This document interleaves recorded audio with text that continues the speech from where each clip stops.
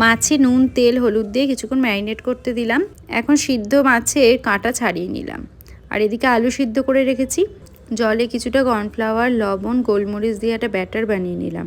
কড়াই কিছুটা তেল দিয়ে সিদ্ধ করে রাখা আলু, মাছ, আদা রসুন বাটা, পরিমাণ মতো লবণ, চিনি দিয়ে একটা পুর তৈরি করে নিজেদের পছন্দের মতো শেপ দিচ্ছি। রেডি করে নিলাম লবণ, গোলমরিচ আর ব্রেড ক্রাম্ব। 1 মান্থ প্রিজার্ভ করা যায়।